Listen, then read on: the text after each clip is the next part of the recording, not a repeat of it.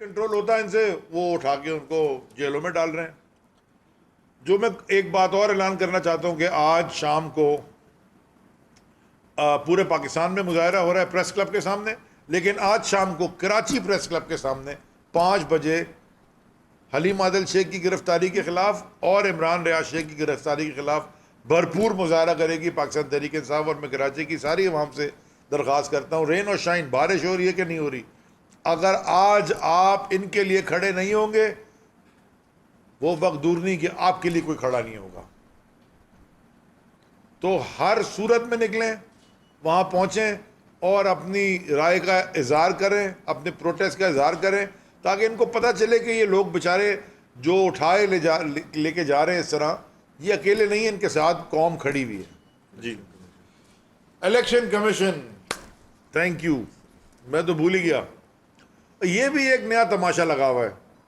वो जो यहाँ इलेक्शन कमिश्नर साहब थे, जैसे कि ये महमूद मौलवी साहब NA 245 में कैंडिडेट हैं, वो पहले तब्दील कर दिया गया। मैं ये एक तमाशा देखें आप, सुप्रीम कोर्ट ने हुक्म दिया है, सुप्रीम कोर्ट के पंजाब में कोई तब्दीली नहीं होगी, कुछ भी नहीं होगा। तो सिंध भी पाकिस्तान का हिस्सा है। तो मैं कल भी दरख्वास्त की थी, परसों, आज फिर कर रहा हूँ सुप्रीम कोर्ट ऑनरेबल जजेस से कि यही लॉ आप सिंध में भी लगा दें। अब मुझे बताएं ज़रा, RO चेंज हो गया इलेक्शन से 25 दिन 20 दिन पहले, रीजनल इलेक्शन कमीशन को भी चेंज कर दिया। अब इस तरह का इलेक्शन कमीशन क्या कर रहा है? प्रोटेक्शन चाहिए जी उनको, FC लगा दें इलेक्शन कमीशन के बाहर। भाई आप ऐसा क्या काम करेंगे? आपको खौफ है? हमसे क्या खौफ है आपको? हम तो पूरा मन जमात हैं। लेकिन जो एक और तमाशा चल रहा है, मैं इस बात को दोबारा रेज करना चाहता हूं, पहले भी किया, दोबारा कर रहा हूं, करते रहेंगे, हम एज ए पार्टी भी करते रहेंगे। जिस केस में आपने फैसल वाडा को डिस्क्वालीफाई किया है, उसी केस के ऊपर मुराद अली शाह का फैसला कब होगा?